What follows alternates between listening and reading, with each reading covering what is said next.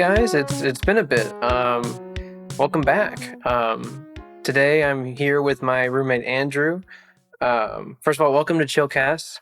Yeah. For those who are new, for those who aren't new, this is a podcast, and you already know that. So I think we're good. We can move on from here.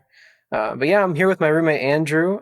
So before we continue, Andrew, tell the audience a little bit about yourself, but leave out the recent criminal charges, just Yeah, because yeah, yeah. there's a lot of younger viewers in our audience. I don't want to scare them, you know? Actually, I think the young viewers like criminal charges. They like hearing every long, drawn out detail about my criminal history. I'm sure there is an audience out there or an audience member out there who's like, oh man, what's the dirt on Andrew over here? I know. It may But or may not involve two candles, a stolen credit card. and a bag of licorice. Yeah. It was actually 2 bags of licorice, but the police don't know that. And because this wasn't recorded in court, they can't hold you accountable. Exactly. And actually, Andrew's not even my real name. It's an alias. Sorry to tell you like this. So sudden. But yeah, but yeah, I'm glad to be back recording. Uh, I've been meaning to record with you for a while now, and we've just been super busy, which is the easiest excuse to give out, but But it's true. it's true. So I guess maybe it's not an excuse. I mean, we say we're busy, but it's more that like we just haven't gotten around to it because we actually aren't that busy.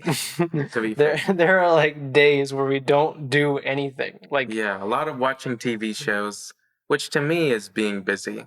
yeah, it's productive. You gotta enjoy life a little bit sometimes. But um, hopefully in the future, I'd really like to have some of my friends from previous episodes record with us as well. Hopefully in person, because Like a as I've told you crossover before, episode. a crossover episode of the new cast and the old cast, um, and see how you guys bounce off of each other. But yeah, and in the future, probably in the next episode, I'll probably have Marcus on as well, one of my other roommates, and Dexter probably, if he wants to go with record with us. But And if you can manage not to yell the whole time and peak the audio. we'll have him sit in the corner with the little piece of acoustic foam taped over his mouth. Yeah. But Especially if he starts talking about video games, he's gonna start yelling. yeah, but cause he's just passionate. Okay, like we all have something that we get really excited about, and our friends kind of have to just sit there and take them yelling at them. But yeah, so the first thing I really wanted to talk to you about, or ask you, was what movie has had the biggest impact on you, like throughout your entire life? It like has something in it. Maybe it's the music or the way it was made or filmed that like stuck on your soul.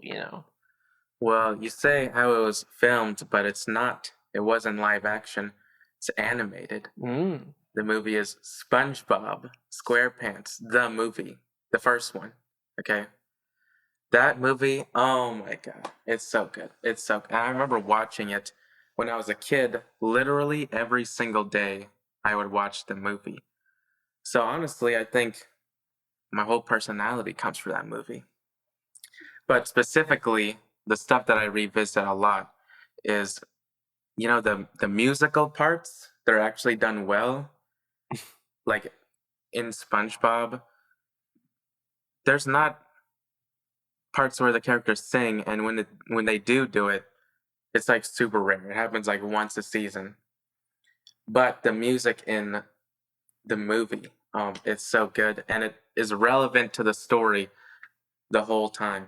Interesting. Not to mention the pacing of the movie. There's no downtime. There's no like boring parts. And there's no parts where you can predict what's gonna happen next. I like how spontaneous it is the whole time.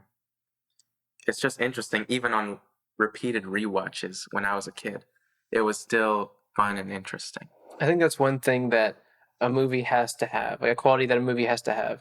The rewatchability of a movie, I think, is what can keep a movie from like dying out in popularity. Like it has to be rewatchable, not like, oh, I like that movie, but I don't really feel like, buying a DVD of it. If you say that, or whatever format, I don't really feel like renting it or getting a digital copy of it. I don't really feel like it. It's like then, you know, Yeah, that's that not good. won't That's be not a good sign. successful. Yeah, you want a movie that's marketable, but also powerful in the sense that it connects to people throughout, whether they see it in their childhood or their adulthood, and it stays with them throughout the rest of their life. You want something that has an impact. If not because if you want that, not just because, like, let's say you're just in it for the money, then you still want it to be rewatchable because you can make more money that way. But if you're like really, you're like a director, you've always wanted to be a director, and you want to make great films that make a difference in the world, then you also want it to be rewatchable. It's just a quality that a movie kind of has to have Exactly. to survive. But um, you were mentioning how throughout the movie there's like a lot of spontaneous parts. Yeah. Um, what did you think of the controversial like circumcision scene between Patrick and Mm. Squidward? Did you think that was called for? Or? No, I think they went a little too far on that one. It is a kids' film at the end of the day.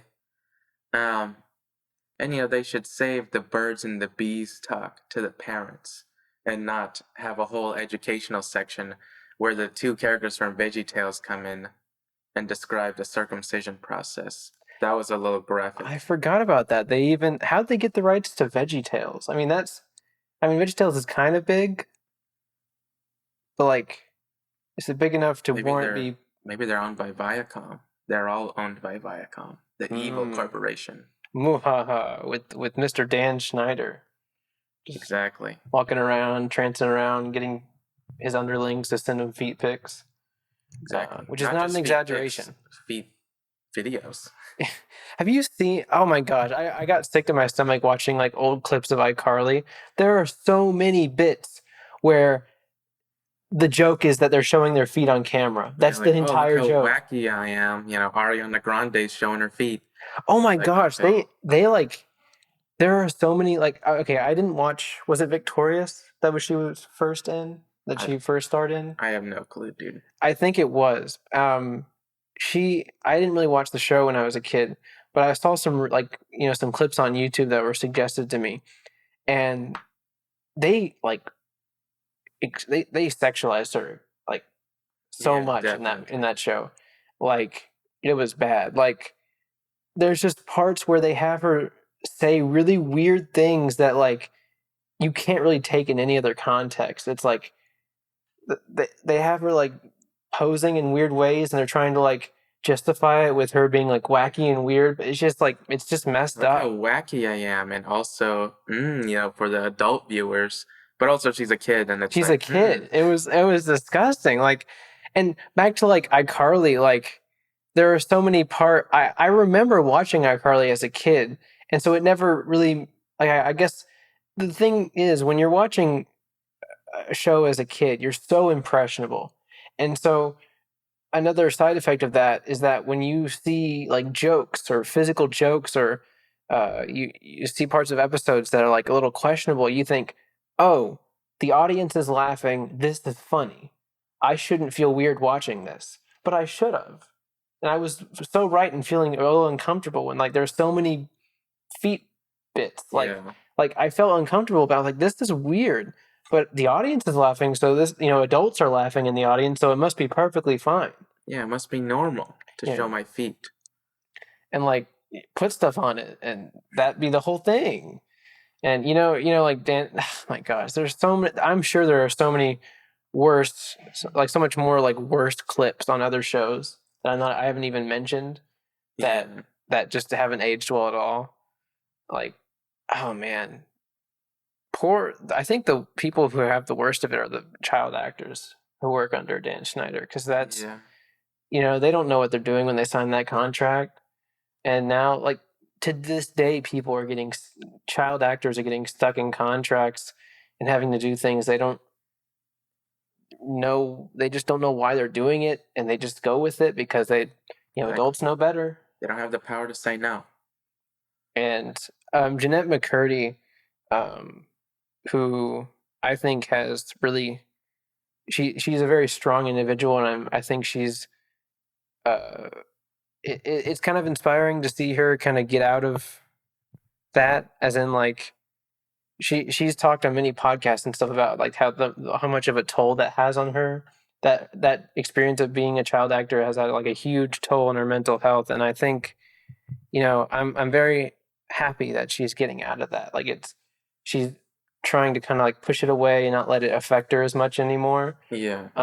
But she's made some good points in the past about like the attention that child actors get seems to be for their benefit at first, but it's just too much. Yeah. I mean, it's like the attention is good for anyone who can handle it, but not even most adults can handle so much attention and so much publicity put onto them, let alone a kid, who barely has their own free will. They're all stuck under contracts with their parents.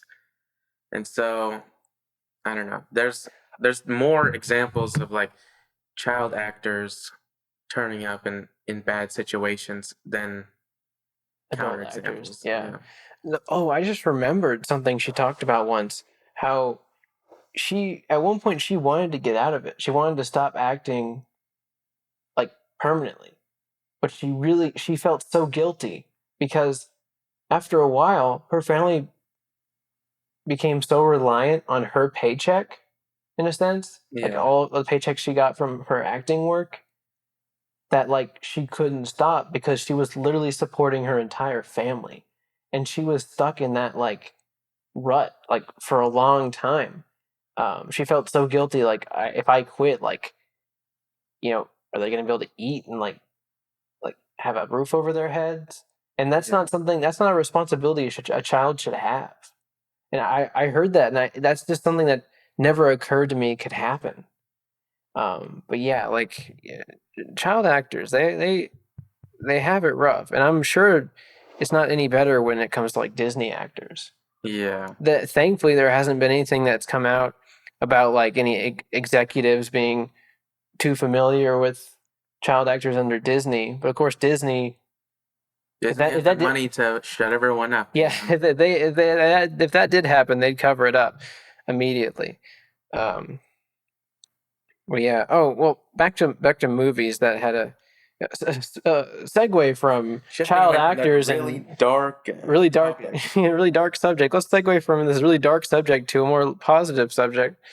Um, well, not entirely. I think the movie that had the biggest impact on me was hey, What are you guys doing? we're recording a podcast. Surprise cameo. But I think the movie that had the biggest impact on me my entire life, it would have to be A Silent Voice. You've heard of it, right? Yeah, yeah. Can you see where I'm coming from? It's well composed as far as music goes. It's a great story. It's very emotional, very powerful, and I don't know. I just the characters, their experiences with mental health and depression and anxiety, I just relate so much to it. And that movie, I saw that movie at like the perfect time. Like it was the perfect time to see Yeah. that movie in my experience because I wasn't doing too good for a bit, and I saw that movie and it made me feel like less alone, you know? Yeah. And then the thing is, my friend introduced me to this movie, and we were able to talk about it, and just lifted me out of this rut that I was in. So yeah, definitely a silent voice is a great movie, and you guys should check it out. I've probably already talked about A Silent Voice on this podcast before because it's like my favorite movie.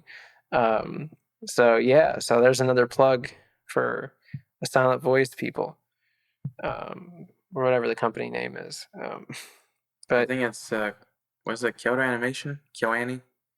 I Yeah. know on the spine of the DVD it says like Shout Company or something like that. I think that's just the publisher. I'm pretty Oh sure yeah, true. the animation company is Kyoto Animation.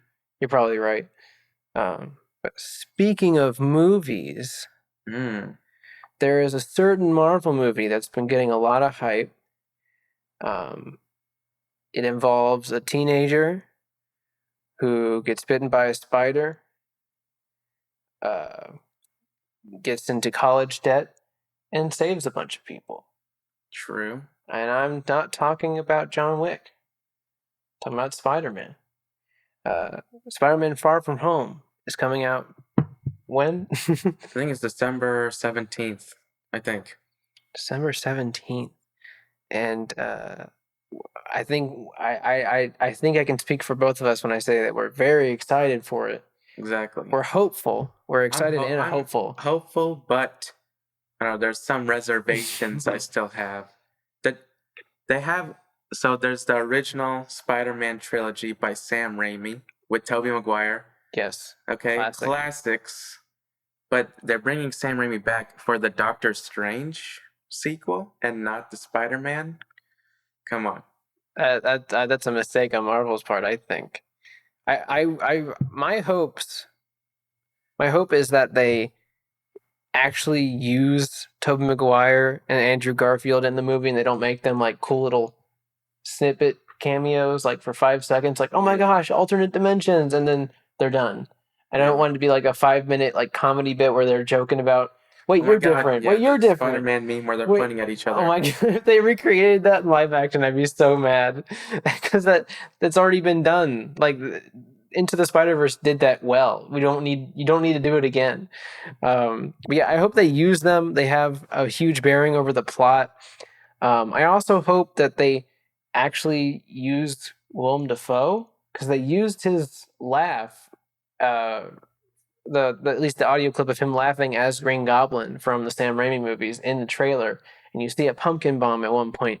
I hope that's not like a you just got trolled. You guys got trolled into not Willem Dafoe. It's some other guy. Or it's just a CGI recreation that has no character at all and is in there for 5 seconds to get you to go see the movie, which would be agony, which would be absolute agony.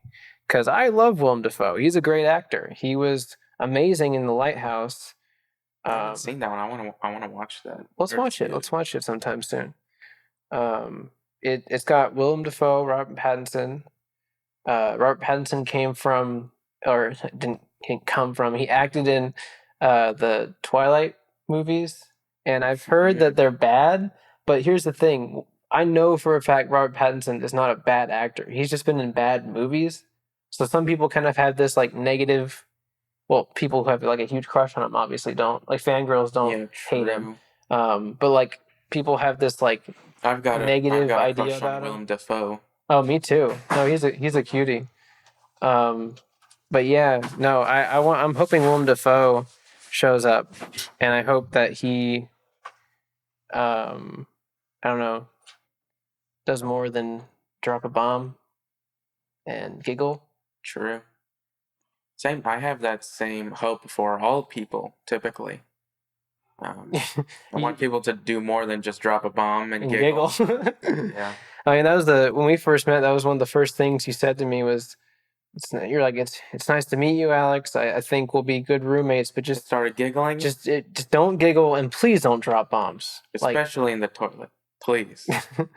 And I laughed because I thought you were kidding, and then you just gave me this like teary-eyed, like angry look, like I felt like you must have like felt so much betrayal in that moment. I was like, oh gosh, what did I do? And I learned very quickly. You're very serious about dropping bombs. You already did half of it. You were already giggling. Okay, I'm doing it right now. You just need one more step, and it's you're already halfway there. Yeah. I'm sure you don't want to get into the traumatic experience you had that made you hate bombs and giggling so much. And giggling in combination. Yeah, I'm typically fine with either or. Alone in isolation. On a Saturday, I could handle some bombs, maybe a little bit of giggling if I had like a little diet lemonade beforehand, just to prepare me. Exactly. So, that takes a lot of calories to giggle. So, but yeah. Anyway, let's move on. So as far as music goes, I did want to say, I've been listening to Gorillaz, of course, because I'm a huge fan of Gorillaz, but they recently released a new EP called Meanwhile, and they're collaborating with really cool people that I've never heard of before. They're all very talented, My favorite song of theirs in that EP is Deja Vu because it combines Damon Albarn's very unique guerrilla style with reggae, which is the craziest thing that I never thought I needed in life. It's just like 3 minutes of like positive energy, like having a good time, and Damon Albarn spouting out random like dribble from like his journal that probably means something deep, or maybe nothing at all. Maybe he's trolling us, you know? Because honestly, you could argue it means something deep, or maybe he's just like, well, maybe people will think this is deep. He like one of the lines is like, "I love going to space." This I'm gonna butcher it, but he's like, "I love going to space. I think I'll wear a seatbelt. Don't forget your spacesuit." Like, True. what? It's like, I okay, mean, okay, those are all factual statements, at least. yeah. He's looking out for us.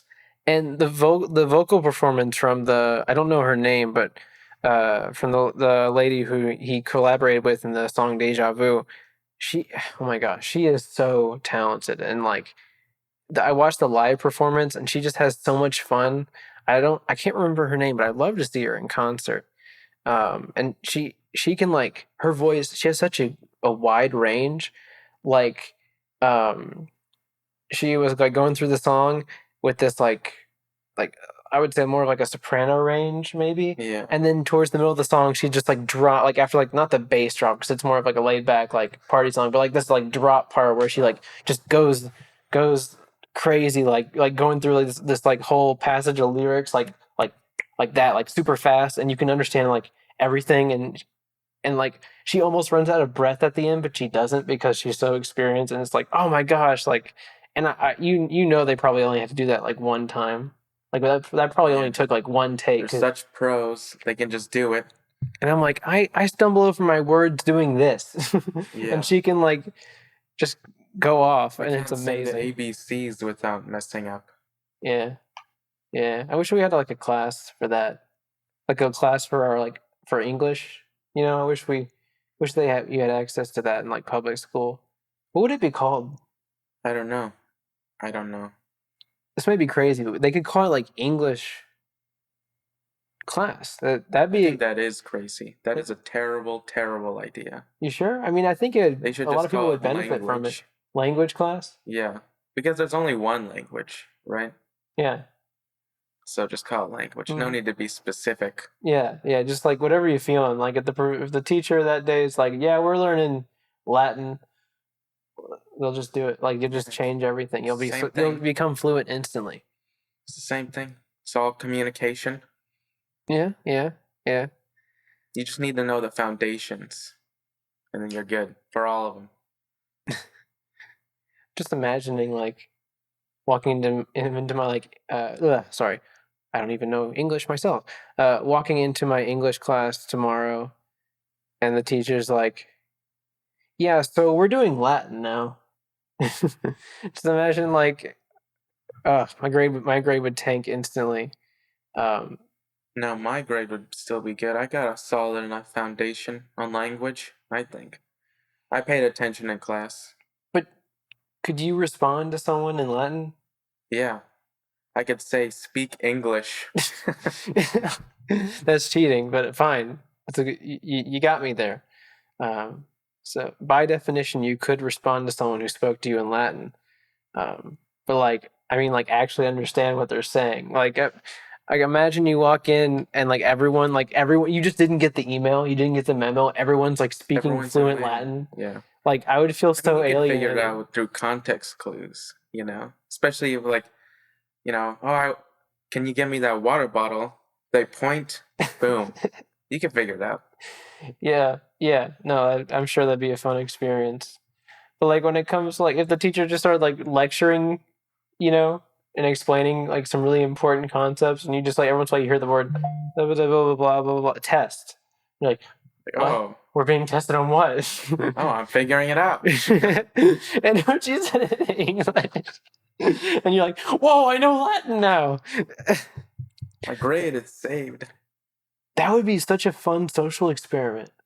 Yeah, Like that is true. you bring someone into a class and you convince them that everyone is speaking Latin, and they do that for the first few minutes. and like they tell you try to your best to Just understand what they're imagine it as saying. English. Imagine it as English, and eventually you'll get it. And to halfway through, have them start talking in English, like the Exactly. other Start students. introducing, 20% of the words are in English and then 40%. It's like blah blah blah blah blah water bottle blah blah blah. You're like, it's worked. Like imagine, would you be able to convince someone that they learned Latin in that short time? No. Somehow I don't think so. Well, I'll get the budget and we'll start working on that experiment. I mean, I just got to talk to a big money bag scientist, who wants to get published in the Oh yeah, papers. I heard of him. Dr. Moneybags. Dr. Moneybags. I think he actually got his doctorate pretty recently. Oh, did you know that Freud got a doctorate in the science he created? I didn't know that. It's the funniest thing I've ever learned from studying psychology. No, he didn't create psychology, but the school of the school of psychology, like the school of thought of like psychoanalytics. Hmm. I think that's what he pioneered in. Um, He wrote the book, he wrote the book. and then he got a pan and hit himself on the head so hard he forgot everything, and then relearned all of it. Yeah, I guess so. I just I always imagine like him going like to whatever university he studied at and saying like I want a doctorate in this specific field of psychology. And they're like, we don't have anybody who could test your knowledge. And he's like, no, I got it. He walks into a room and he does that like Pixar thing where like he's playing chess with himself, but he's like asking himself Yeah. questions. He's like, what does this mean? Oh, this. I learned it from this experiment. Blah blah blah. Oh, you're so smart. Oh, I bet your So smart. PP is so big. Hot. You're so hot. You're so strong. Oh my gosh, you're so intelligent. When are Oh, you thank free? you. When are you free?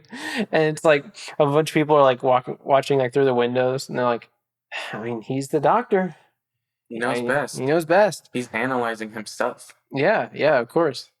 But that's the funniest thing though, because so many people put so much trust into him when they were like being treated by him that like there's bound to be some malpractice in his history. I mean, but hey, he wrote the book, so he can just say, "No, that's part of the treatment. I was supposed to." I'm supposed to masturbate in front of you. I was trying to think of I was trying to think of something to be like Something in that that wasn't too like, sexual. like I wanted to make a joke about like I was supposed to touch them inappropriately, and it's like but I didn't want to go there, and then you just jumped in with that. Too So I late, guess too yeah, late. there we are. Here we are. I went Louis C.K. route, you know? What, is that the guy who like He's the guy who masturbated in front of people. The comedian. You know? he did that? Yeah. He was like there would be fan like, oh, you're really cool. And we're like, okay, like, come over here. And like, oh, I can't believe I'm talking to Louis C.K. And then like they turn the corner and his pants are down. That's a real thing he did? Yeah. Well, why is he not in jail? Is he in jail right now? I don't know much about I Mr. think, Louis C.K. or I think it's more like he did ask for consent, like, oh, can I do this? And then the people are like, sure, whatever What? for Louis C.K. Like they're just like, okay, is this a joke? And then he starts doing it for real, and they're like, oh, That's okay. If my like, I can't think of like a celebrity that like, okay, so if like a celebrity that like I like really adore walked up to me and asked if they could do that, I would still say no. Like I don't think yeah, there's but anybody out it there. was a comedian, so there's another layer, like, oh, If a he's just comedian, joking. if a comedian walked up to me and said that, I'd be like, haha, okay, Yeah. leaving, bye. That's just like there's like edgy like shock humor, and then there's like straight up being a predator. Yeah, So, but I mean, different strokes for different folks, am I right? speaking of celebrities breaking through personal boundaries, did you know that Mr. Jerry Seinfeld took a 17-year-old to the red carpet? Did you know that? I think I heard that somewhere. When he was Isn't like there? Wait, 40. is he the one with the statistic that he's never dated a girl over 25, or is that someone else? I don't know. But I'm just trying to think about like apparently he met her in a park Mm. and like That by Yeah, circumstance. she was like, It sounds like a she was rom like, com. yeah. So a 40-year-old starts like catcalling a 17-year-old. That's so romantic and so It's so comedic. It is comedic too. comedic. It is comedic, but not in a good way. Yeah. I'm just imagining like, because okay, so I don't think any 17-year-old is going to be a big enough of a fan of Jerry Seinfeld to go out with them. I mean, you never know, dude. You never know. Just imagine the Especially because parents. he's rich. He's rich. He's loaded. Just imagine how the parents are feeling. Like yeah, first they're gonna have an immediate reaction like, oh my gosh, my My daughter is guy's dating Jerry. Jerry Seinfeld. My I watched that show. wait a second, my my Wait a second. daughter How is old is he dating again? They go on his Jerry Wikipedia page. Seinfeld, Yeah. the guy I watched as a When I teen. was a kid. Yeah. The heck? Wait a second.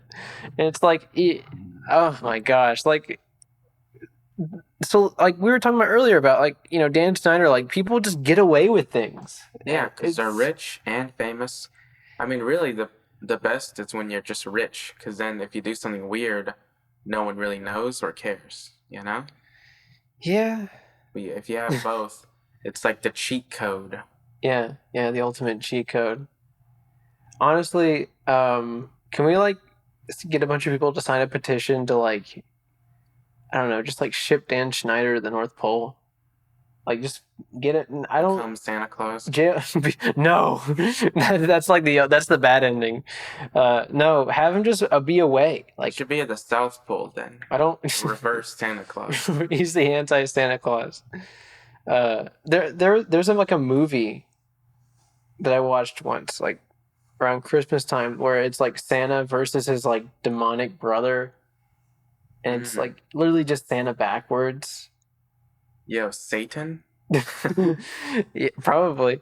Rearrange the letters in Santa, and it spells Deltarune. True. Uh, you ever heard of Undertale? This guy like falls into a cave and he like it's You like mean the porn game? you won't last 5 minutes. Actually, but yeah, I think we covered some good topics. We got celebrities being predators, music. Oh, music. Spider-Man, music. Celebrities being predators again. Yes. Really quickly to break the cycle of predators. We're gonna talk about music. We're gonna talk about music, an industry in which there probably are a lot. What got you into making music? Yeah, I didn't even say I make music. Anyone need any music? Andrew makes music. I make music. We've made music together before. Exactly. We've already had a crossover. Yeah. Crosscast. Crosscast. That sounds like a medical term. I'm sure it is. But yeah, what got you into making music? Well, or who? Whomst got me into making. I think, to be honest, it's been such a long time, but I do know I was interested in music just through video game music, you know? Okay. That is always what I've listened to. I don't know any of the popular artists or people. I mean, I know some of them. I know the Beatles. But I have their number. You have their number? They all have one phone. It's a group number. I have their number too. It's 911. Call it. Prove us wrong now. Don't do that, please. I'm calling it right now. I'm just kidding. Don't do that, please. I don't want that on our conscience. I'm gonna ask him to come to my house, but I'm gonna say, "Hello, come to my house." I'm not gonna specify, "Hello, Beatles, come to my house." Actually, if you say that, I think it would still work. Anyways, I listen to video game music a lot, and I've always loved video game music, specifically because it's always just been so creative. You know, like film music is cool and all, but a lot of it kind of sounds the same, or is just, it's not as consistently creative as video game music. It ain't your mother's music. Exactly. My mom's not a gamer. The first gamer of the family. Actually, my dad is, to be honest. He played some games, yeah. So never mind. But just like thinking about like the purpose of video game music and all that, and listening to some cover channels on YouTube. I was like, maybe I could do that. Doesn't seem that hard. When I was thinking that, at the time, I didn't even know what a chord was, didn't know what scales were. I knew that there were 4 chords, but I didn't know what chords even meant. I didn't know that the notes were letters. I didn't know any of that. I went in completely blind. But yeah, it worked out. After 5 years, I still make music, it's still a consistent hobby. I don't like draw, so I make music. Mm.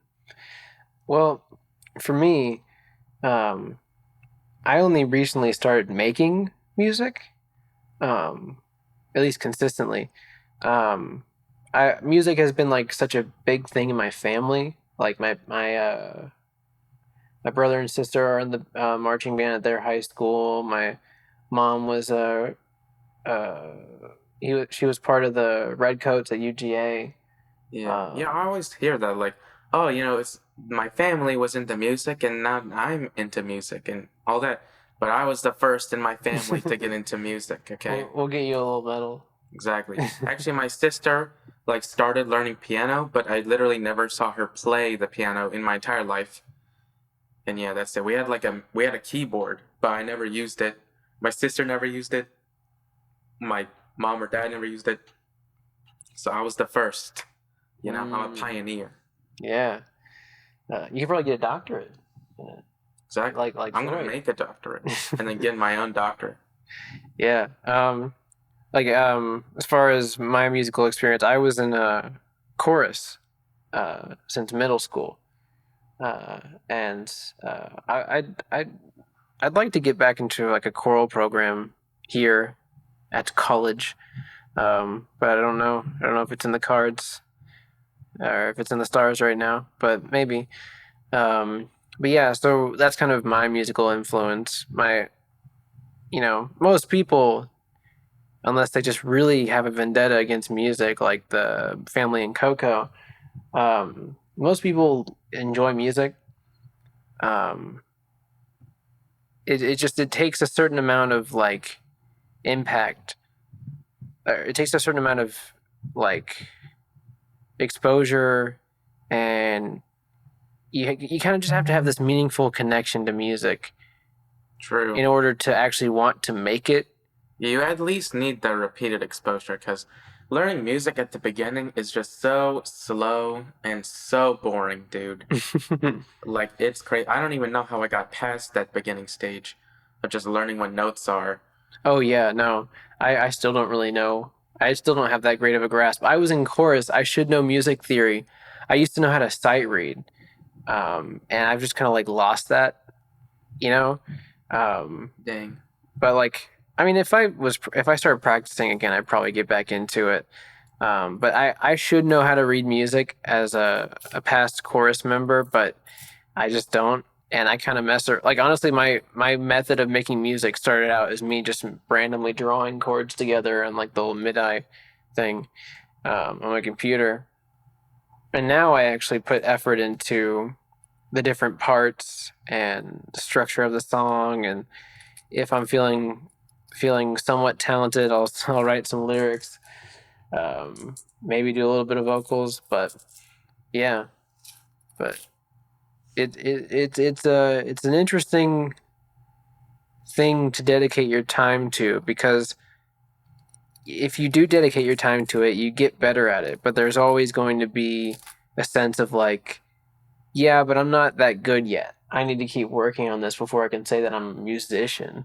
But then again, like when people ask, you'd probably say that you're a musician, but in your mind, at least in my experience, you don't really hold yourself to that standard of like, I am a musician, because Yeah. it almost feels like a title, you know. I mean, I think I'm getting to the point where it's like this, like, I can make something that could pass in like a professional work, but it took a long time. Like, I felt a while ago, I felt like, dang, it's gonna take like another 10 years before I get anywhere close. But I think that learning, it's just exponential, and it's hard to realize that it's exponential. Yeah. And it just like, it feels so slow, and then boom, you're just like getting better, you know? So, I don't know, man. I mean, I still don't think I'm quite at that, like, top dog level yet. Top tier, top But 10 musicians. yeah, I'm getting there, you know, I'm on my journey. Yeah, yeah. Well, thank you for recording with me today. Thanks for being on the podcast. We got to go. I have to drive him to his prostate exam. He's been studying for it. Andrew's been studying for it for a couple years now. I've taken it a few times and failed, but Yeah. this time is going to be different. Yeah. And I've been training, Yeah. you know, in secret. He's been working on his. I went to the waterfall, and I sat underneath the waterfall with my two hands making the OK symbol. And I reached enlightenment on the exam. I figured it out now. And he's been working on his stamina when it comes to the prostate exam. He's been working on it. So I have a lot of. I believe in you. I think you'll do it. I think you'll do it this time. Yeah, I believe in myself. But yeah, that's pretty much all we're going to talk about here. Thanks for listening. It's good to be back. We're probably going to upload some more episodes soon. Maybe with different people, maybe with some of the same people. But yeah, thanks for listening. And don't steal from convenience stores. Don't be a sexual predator. Don't be a sexual predator. That's a good message. Don't be Jerry Seinfeld. Bye.